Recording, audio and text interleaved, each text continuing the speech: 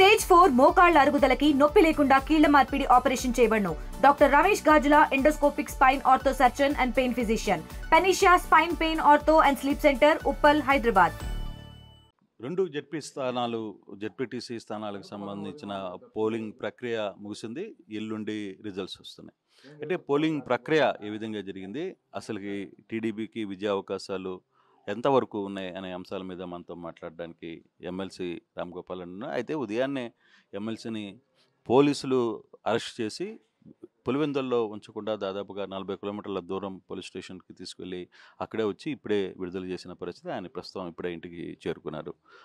అసలు ఏంటి పోలింగ్ సరళి, ఆయన అంచనాలు ఏంటి, అసలు ఎందుకు అరెస్ట్ చేయాల్సిన పరిస్థితి వచ్చింది అనేది మనం మాట్లాడే ప్రయత్నం చేద్దాం. సార్, ఓవరాల్గా అసలు ఉదయాన్నే ఒక ఎమ్మెల్సీగా ఉన్న మిమ్మల్ని హౌస్ అరెస్ట్ చేయకుండా అరెస్ట్ చేసి మరీ వేరే ప్రాంతానికి తరలించాల్సిన అవసరం ఎందుకు వచ్చింది? అది ఇంతవరకు కూడా ఎందుకు అరెస్ట్ చేయాల్సి వచ్చిందో, ఎందుకు విడుదల చేయాల్సిందో నాకైతే అర్థం కావడం లేదు. మేము ఈ మండలానికి సంబంధించిన ఓటర్లం కాదు. నా ఓటు ఉండేది సింహాద్రిపురం మండలంలో. అక్కడ ఓటింగ్ జరిగేటప్పుడు ఏదన్నా ఉండేటంటే సరే, మేము ట్రబుల్ మాంగర్స్నో లేకుంటే కనుక సంఘ వ్యతిరేక శక్తి అయితే అదుపులోకి తీసుకోవాల్సిన అవసరం ఉంది. అలాంటి నేర చరిత్ర మాకు లేదు. ఎన్నికల సంఘం కానీ జిల్లా పోలీస్ యంత్రాంగం కానీ ఎందుకు అలాంటి నిర్ణయం తీసుకుందో నాకైతే అర్థం కాలేదు. మేము కూడా పొద్దున వాళ్ళు వచ్చినప్పుడు కూడా ఉదయం 4 గంటలకు వచ్చి లేపినప్పుడు కానీ చెప్పాం, ఇక్కడనే ఉంటాం, ఎలాంటి శాంతిభద్రతలు విఘాతం కలిగించడం, కావాలంటే మీరు కానీ మాతో పాటు ఉండండి, అవసరమైతే నా ఫోన్ కానీ మీరు తీసుకొని మేము ఎవరినన్నా ఫోన్లు చేయడం కానీ చెప్పినా కానీ వినకుండా ఎన్నికల సంఘం ఒక దిశానిర్దేశం చేసింది. దాని ప్రకారం మేము అరెస్ట్ చేస్తామని చెప్పి తీసుకొని పోయి ఇడువలపాయ ఆర్కేవల్లి పోలీస్ స్టేషన్లో పెట్టి ఇంతకుముందే వదిలేయడం జరిగింది. కానీ ఈరోజు జరిగిన పోలింగ్ సరళిని ఒకసారి మనం పరిశీలిస్తే ఖచ్చితంగా తెలుగుదేశం పార్టీ తరఫున పోటీ చేసిన అభ్యర్థి 100కు 100% విజయం సాధిస్తుందనే ప్రగాఢమైన విశ్వాసం ఉంది. అంటే ఈరోజు జరిగిన పోలింగ్ సరళి కావచ్చు, జరిగిన అనేక అనుకూల అంశాలు కావచ్చు, మాకైతే అనుకూలంగా ఉన్నాయి. దాదాపు పోలైన ఓట్లు 65% ఓట్లు తెలుగుదేశం పార్టీకి లభిస్తాయనే ప్రగాఢమైన విశ్వాసం మాకుంది. అంటే బేసిక్గా ఇప్పుడు ఎంపీ అవినాష్ ఇందాక మాట్లాడుతూ ఈ ఎన్నికని అసలు రద్దు చేయాలి, తిరిగి ఎన్నికని నిర్వహించాలి, అవసరమైతే మేము హైకోర్టుకి వెళ్తాం, హైకోర్టులో పోరాడుతాం, దీని మీద జరిగిన ఈ ఎన్నికల ప్రక్రియలో జరిగిన అవకతవకలకు సంబంధించిన వ్యవహారం మీద మా దగ్గర పూర్తి సాక్ష్యాలు ఉన్నాయి, ఈసీ దగ్గరికి వెళ్తున్నాం, హైకోర్టుకి వెళ్తున్నాం, ఈ అన్ని అంశాల మీద కూడా ఆయన మాట్లాడుతున్నారు. ఒకవేళ నిజంగానే అటువంటి పరిస్థితుల్లో అక్కడికి వెళ్తే ఏం జరిగే అవకాశం ఉంది? ఇప్పుడు ఒక రాజకీయ పార్టీ ప్రతినిధిగా ఆయనకు అన్ని అవకాశాలు ఉన్నాయి. గతంలో మేము కూడా అనేక సందర్భాల్లో స్థానిక సంస్థల ఎన్నికలు జరిగినప్పుడు రాష్ట్ర ఎన్నికల సంఘం దృష్టికి తీసుకోపోయినాం. సార్వత్రిక ఎన్నికలు జరిగినప్పుడు కేంద్ర ఎన్నికల సంఘము దృష్టికి కానీ తీసుకోపోవడం జరిగింది. ఆయా సాధ్యాలను బట్టి, జరిగిన సంఘటనలను బట్టి వాళ్ళు విచారణ చేసి దాని మీద నిర్ణయం తీసుకోవడం జరుగుతుంది. వైఎస్ఆర్సీపీకి ఆ విధమైన స్వేచ్ఛ ఉంది. ఎన్నికల సంఘం ఇదేం తెలుగుదేశం పార్టీ ఆధ్వర్యంలో జరిగిన ఎన్నికలు అయితే కావు, రాష్ట్ర ఎన్నికల సంఘం ఆధ్వర్యంలో జరిగిన ఎన్నికలు. ఎన్నికల సంఘం ఏదైనా అవకతవకలు పాల్పడిందా, లేకుంటే ఏకపక్షంగా వ్యవహరించిందా, లేకుంటే ఒక రాజకీయ పార్టీకి అనుకూలంగా వ్యవహరించిందనే అనుమానాలు మీకున్నప్పుడు ఎన్నికల సంఘం దృష్టికి తీసుకోవచ్చు. ఎన్నికల సంఘం కానీ మీకు న్యాయం చేయనప్పుడు తర్వాత ఫోరమ్స్ ఉంటాయి, హైకోర్టు ఉంటుంది, సుప్రీంకోర్టు ఉంటుంది, అనేక రకాలైన వ్యవస్థలు ఉన్నాయి. వారి దానికి పోయేదానికి స్వేచ్ఛ ఉంది. నిజంగా మీకు అన్యాయం జరిగిందనే ఆ భావన ఉండేటప్పుడు హైకోర్టుకైనా పోవచ్చు, సుప్రీంకోర్టుకైనా పోవచ్చు, లేకుంటే అక్కడ కానీ న్యాయం జరిగినప్పుడు ప్రపంచ న్యాయస్థానానికైనా కూడా పిటిషన్ వేసుకునే స్వేచ్ఛ, స్వాతంత్రాలు, ఆ ప్రాథమిక హక్కులు వైఎస్ఆర్సీపీ నాయకులు ఉన్నాయి. అది మాకు సంబంధం లేని విషయం. మా ఆధ్వర్యంలో ఎన్నికలు జరగలేదు. మీకు ఎలాంటి హక్కులు ఉన్నాయో మాకు తెలుగుదేశం పార్టీ కూడా అలాంటి హక్కులు ఉన్నాయి. మీరు ఏ విధంగా అభ్యర్థిని పెట్టారో మేము అదే విధంగా అభ్యర్థిని పెట్టడం జరిగింది. ఇద్దరం కలిసి మా అభ్యర్థి గెలిచాలని మేము, మీ అభ్యర్థి గెలిచాలని మీరు ఈ ఎన్నికల బరిలో నిలిచాం. ఓటర్లు ఎవరికి అనుకూలంగా వేశారు, ఎవరి వైపు మొగ్గు చూపారు, ఎవరిని ఆదరించారు, ఎవరిని ఆశీర్వదించారనే విషయం ఈ నెల 14వ తేదీన జరిగే ఎన్నికల ఫలితాల ద్వారా మాత్రమే తెలుస్తుంది. అయితే ఇంకొక అలిగేషన్ కూడా వైసీపీ ఎంపీ మాట్లాడుతున్నారు. మీరు అవసరమైతే రేపు మీరందరూ కూడా గ్రామాల్లో తిరగండి, మీరు వెళ్ళండి, ఎవరికైనా ఓటు హక్కు ఉన్నవాళ్ళు, ఓటు హక్కు వినియోగించుకోకుండా ఉన్నవాళ్ళు ఎంతమంది ఉన్నారో మీకు క్లియర్గా అర్థమవుతుంది. మీరు దాన్ని బట్టే అసలు ఈ ఓటింగ్ ప్రక్రియ ఏ విధంగా జరిగింది అనే అంశాన్ని తెర మీదకి వస్తుంది అని కూడా మాట్లాడుతున్నారు. ఇప్పుడు ఆయన ఏమైనా మాట్లాడచ్చు, అది ప్రశ్నించాల్సింది తెలుగుదేశం పార్టీని, రాష్ట్ర ప్రభుత్వాన్ని కాదు. మీరు ప్రశ్నించాల్సింది రాష్ట్ర ఎన్నికల సంఘాన్ని. ఎన్నికల సంఘం ప్రధాన అధికారిని మేము నియమించినామే కాదు. మీరు జగన్మోహన్ రెడ్డి గారు ముఖ్యమంత్రిగా ఉన్న సమయంలో ఆమె ప్రధాన కార్యదర్శిగా ఉన్నారు. ఆమె పనితీరుకు మెచ్చి, ఆమె మీకు చేసిన సేవలకు మెచ్చి, ఆమెకు మరింత ఉన్నత పదవి ఇచ్చి ఆమెను ప్రోత్సహించాలనే ఒక ఆలోచనతో ఆమెను రిటైర్ అయిన తర్వాత రాష్ట్ర ఎన్నికల ప్రధానాధికారిగా నియమించడం జరిగింది. మేము పెట్టిన అధికారినేం కాదు. మీకు సంబంధించిన మీకు నచ్చిన అధికారినే. ఆమెకు ఫిర్యాదు చేయండి. ఆమె మీరు చెప్పినట్టు వినాలనే ఇంటాదనే ఆమెను మీరు ఎంపిక చేసుకోవడం జరిగింది.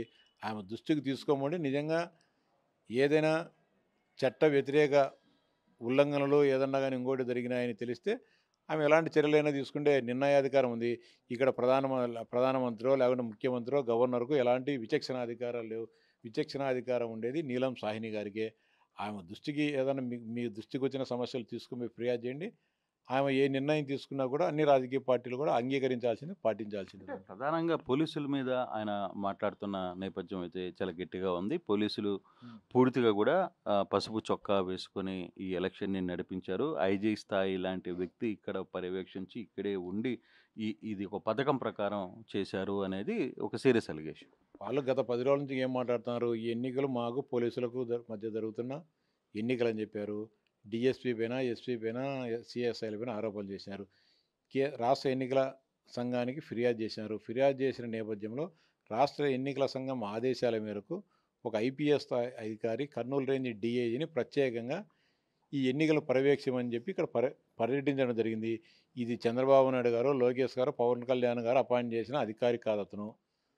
వాళ్ళ ప్రభుత్వంలో పనిచేసినప్పటికీ ఎన్నికల ప్రక్రియ మొదలైన తర్వాత మొత్తం ఈ ప్రభుత్వ వ్యవస్థలు, ప్రభుత్వ కానీ పోలీసు వ్యవస్థలు అన్నీ కూడా రాష్ట్ర ఎన్నికల సంఘం ఆజమాయిషీలోకి వస్తాయి. కాబట్టి వాళ్ళు ఏం చెప్తే అది. అతనితో కోయ ప్రవీణ్ గారు సరిగ్గా పనిచేయలేనప్పుడు ఆయన మీద ఎందుకని ఫిర్యాదు చేయలేకపోయినారు? లేకపోతే డిఎస్పీ సరిగ్గా పనిచేయలేనప్పుడు ఆయన మీద ఫిర్యాదు చేయొచ్చు కదా. మేము కానీ గతంలో స్థానిక సంస్థలు ఎన్నికలు జరిగినప్పుడు రాజశేఖర రెడ్డి గారి హయాంలో జరిగినప్పుడు ఇక్కడ సిఏ రాజేశ్వర రెడ్డి గారు అని ఉండేవారు. ఆయన మీద మేము ఫిర్యాదు చేసినప్పుడు రమాకాంత్ రెడ్డి అని చెప్పి రాష్ట్ర ఎన్నికల ప్రధాన అధికారి ఉండేవారు. ఆయన తీసేసి ఇంకొక అధికారిని పెట్టినారు. ఇప్పుడు కానీ మీకు నిజంగా ఈ అధికారుల మీద నమ్మకం లేకుంటే లిఖితపూర్వకంగా ఫిర్యాదు ఎలా వాళ్ళు ఏం తప్పులు చేసినారని చెప్పి ఆ సాక్ష్యాధారాలన్నీ అక్కడ సబ్మిట్ చేస్తే ఖచ్చితంగా తీసే అవకాశం తీసేస్తారు. కానీ ఒక వ్యక్తి మీద అధికారి పైన అనుమానం వచ్చినప్పుడు ఎన్నికల సంఘం ఎప్పుడు కూడా రిస్క్ తీసుకోదు. ఈ అధికారి కాకుండా ఇంకొక అధికారిని అక్కడ పెడుతుంది. కాబట్టి మీరు కానీ చేయలేదు. మీరు అన్నీ ఏం చేయకోకుండా ఊరికే నోటి మాటలతో వీళ్ళు సరిగలేరు, వాళ్ళు సరిగలే అని చెప్పి నిందలు వేయడం తప్ప నిర్మాణాత్మకమైన పోరాటం మీరు చేయలేదని నేను అనుకుంటా. మేము గతంలో జరిగినప్పుడు పోరాటం చేశాం. బై నేమ్తో లిఖితపూర్వకంగా ఫిర్యాదులు చేసినప్పుడు ఎన్నికల సంఘం యాక్సెప్ట్ చేసి అధికారులను పక్కన పెట్టడం జరిగింది. ఈరోజు అట్లా కాకుండా పోలీసు మీద నిందలు ఎందుకు వేస్తున్నారు? ఓటమి ఖాయమైందని వాళ్ళకి అర్థమైంది వారం రోజుల క్రితమే. దాన్ని ఏదో విధంగా పోలీసులను సాగుగా చూపి ఈ ఓటమి నుంచి తప్పించుకోవాలా, ఈ ఒక కారణాలు ఎదుర్కొండే ప్రక్రియలో ఇదంతా కూడా చేయడం తప్పింది తప్ప ఈరోజు స్వేచ్ఛాయుత వాతావరణంలో ఎన్నికలు జరిగిన ఏ ఒక్క ఓటర్ అయినా సరే మా ఓటుకు వినియోగించుకోలేదు, మా ఓట్లు దొంగ ఓట్లు వేశారని చెప్పి ఎవరు చెప్పడంలే. ఎవరైనా ఫిర్యాదు లేదంటే ఎన్నికల సంఘానికి ఫిర్యాదు చేసుకోవచ్చు. దీంట్లో తెలుగుదేశం పార్టీను అధికార పార్టీ పాత్ర లేదు. మేము ఇద్దరం ఆటగాళ్ళం. మనకు అంపైరు రాష్ట్ర ఎన్నికల సంఘం. అంపైరు నిర్ణయాధికారమే తుది నిర్ణయం. అంటే రేపు 14వ తారీఖు పులివెందల్ని పులివెందల గెలుపు గిఫ్ట్ని మీ అధినేతకు ఇవ్వబోతున్నారా? సార్ ఇది చిన్న ఎన్నిక. ఇది 9 నెలలో 10 నెలలో ఉంది. 13 నెలలు ఉండేటుంది దీనికి పదవీ కాలం. మేమేం శాసనసభకో లేకుంటే ఉప ఎన్నికలు జరిగింటే గిఫ్ట్ అనుకోవచ్చు. 10,000 ఓట్లు, 2,30,000 అసెంబ్లీకి సంబంధించిన ఎన్నికలు. 10,000 ఓట్లు అనేది ఈ నియోజకవర్గ ఎన్నికల ఫలితాలను ప్రభావితం చేసి అంత తీర్పు దాన్ని అంచనా వేసేది కాదు. స్థానిక సంస్థల ఎన్నికల తీర్పులు ఒక రకంగా ఉంటాయి. స్థానిక సంస్థలు అంటే వ్యక్తిని బట్టి, ఆ ప్రాంత పరిస్థితిని బట్టి. ఎందుకంటున్నాం అంటే మామూలుగా సాధారణంగా వైకాపా వాళ్ళందరూ ఒక మాట చెప్తుంటారు, పులివెందల మా అడ్డా అని. ఇప్పుడు ఆ అడ్డాని ఏం చేయబోదు సార్? ఎవరికి అడ్డాలు, కోటలు, కంచుకోటలు, ఉక్కు కోటలు ఎవరికి ఉండవు. ప్రపంచంలో అనేక దేశాలు మనం చూసినప్పుడు ఎంతోమంది అప్రతిహతంగా పరిపాలిస్తానులందరూ కూడా నీలమట్టం కలిసినారు, హత్యలకు గురైనారు, లేకుంటే వాళ్ళ పదవులు పోయినారు. సద్దాం హుస్సేన్ చూసుకోండి, లేకపోతే కనుక పాలస్తీనాలో చూసుకోండి, లేకుంటే చైనాలో జిన్పింగ్ గురించి ఏం మాట్లాడుతూ వచ్చినారు ఈ మధ్యకాలంలో. ఆయన చనిపోయేటంత వరకు చైనాకు ఆయనే అధ్యక్షునిగా ఉంటారు మాట్లాడుతున్నారు. ఈరోజు జిన్పింగ్ ఎక్కడున్నాడో తెలియని పరిస్థితి. ఈరోజు ఆయన ఉంటాడా లేదా, ఆయనను కారాగారం చేసినారా, ఆయన అధికారులు తగ్గించినారా ఉంది. ఈ దేశంలో ఎన్నికలు, ఈ దేశాన్ని అప్రతిహతంగా పరిపాలించిన నెహ్రూ కుటుంబానికి సంబంధించిన ఇందిరాగాంధీ గారు కానీ ఓటమి చెందింది, జైలు పాలైంది. సంజయ్ గాంధీ గారు కానీ ఓడిపోయిన సందర్భాలు చూసాం. అదేవిధంగా జయప్రకాష్ నారాయణ గారు గెలిచారు, ఓడిపోయారు. అద్వానీ గారు గెలిచారు, ఓడిపోయారు. వాజ్పేయి గారు గెలిచారు, ఓడిపోయారు. అంతేకాకుండా మా పార్టీ వ్యవస్థాపధ్యక్షులు నందమూరి తారక రామారావు గారి అసెంబ్లీ ఎన్నికల్లో ఒకసారి ఓడిపోవడం జరిగింది. ఎన్ని రాజకీయాల్లో ఎవరికి కవచాలు ఏమి ఉండవు. ప్రజలు మెచ్చినప్పుడు నచ్చినప్పుడు మనం ప్రజాప్రతినిధులుగా గెలుస్తాం. వారు తిరస్కరించినప్పుడు మనం నచ్చినప్పుడు ఎంత పెద్ద మహామహులైనా సరే ఎత్తి పైనుంచి కింద వేస్తారు. అందరం అతపాతాలని పోవాల్సిందే. ఈడ ఏమి కంచుకోవట్లేంలో 95లో స్థానిక సంస్థల ఎన్నికలు జరిగినాయి. ఆ రోజు 6 మండలాలుంటే మేము 3 జెడ్పీటీసీలు 2 ఎంపీపీలు గెలిచినాం కదా. 1984లో ఎంపీ ఎలక్షన్లు జరిగితే ఆ రోజు ఎంపీగా పోటీసిన డాక్టర్ జగన్ రెడ్డి గారికి ఈ నియోజకవర్గం నుంచి 3000 మెజార్టీ వచ్చినాయి కదా. ఎక్కడ పోయినా ఆ రోజు కంచుకోటలు గించుకోవటం లేవు. మేము సంస్థాగతంగా బలంగా మా పార్టీని నిర్మించుకోలేకపోయాం. దాన్ని మీరు అడ్వాంటేజ్ చేసుకొని అన్ని ఎన్నికల్లో కూడా మీరు ఉక్కుకోటలు కంచుకోటలు అని చెప్పి మీ అంతకు మీరు భావిస్తున్నారు. ఈరోజు రాష్ట్రంలో బాబు గారు కానీ లోకేష్ బాబు గారు కానీ ప్రతి నియోజకవర్గంలో ప్రత్యక్షంగా పర్యవేక్షించడం జరుగుతుంది. వారి నాయకత్వంలో అందరం పనిచేయడం జరుగుతుంది. కాబట్టి గతంలో జరిగిన సంస్థాగతంగా పార్టీలో జరిగిన పొరపాట్లు లేకుంటే కనుక తప్పుడు విధానాలు అవలంబించుకోకుండా ఒక పటిష్టంగా ఈరోజు నిర్మాణాత్మకంగా పార్టీని ముందుకు తీసుకొని పోతున్నాం. కాబట్టి భవిష్యత్తులో కంచుకోటలు ఉక్కుకోటలు అన్నీ కూడా బద్దలయ్యే పరిస్థితులు రాష్ట్రంలో అన్ని నియోజకవర్గాల్లో ఉంటుంది. దాంట్లో పులివెందుల పైన కూడా పార్టీ ప్రత్యేకమైన దృష్టి సారించినందువలన రాష్ట్ర ప్రజలందరూ అనుకుంటున్న ఉక్కుకోటలు కంచుకోటలు అన్నీ కూడా బద్దలయ్యే సమయం త్వరలోనే మనం అందరం కూడా ప్రత్యక్షంగా చూస్తాం. ఇది ఎమ్మెల్సీ చెప్తున్న పరిస్థితి. అంటే రాష్ట్రంలో ఈరోజు జరిగిన జెడ్పీటీసీల వ్యవహారంలో, ఎన్నికల వ్యవహారంలో కూడా ఎక్కడ పూర్తిగా కూడా ప్రజాస్వామ్యబద్ధంగానే ఎన్నికలు జరిగాయి. అయితే ఈ 2 స్థానాల్లో కూడా గెలుపు మీద మాకు స్పష్టమైన ధీమా ఉంది. 14వ తారీఖున అందరి అంచనాలు తలకిందులయ్యే పరిస్థితి అయితే చాలా స్పష్టంగా కనపడుతుందని చెప్పి ఆయన చెప్తున్నారు. ఫోటో స్టూడియో తెలుగులో న్యూస్ కి ఫాస్టెస్ట్ యాప్ ఇప్పుడు టోటల్లీ న్యూ అవతార్లో జస్ట్ 5 seconds లో కంప్లీట్ న్యూస్. సోషల్ మీడియాలో ట్రెండ్స్ కి one stop solution. Live TV app voice search option తో ఇప్పుడే డౌన్లోడ్ చేయండి లేదా అప్డేట్ అయిపోండి. యాప్ లింక్ డిస్క్రిప్షన్ లో ఉంది.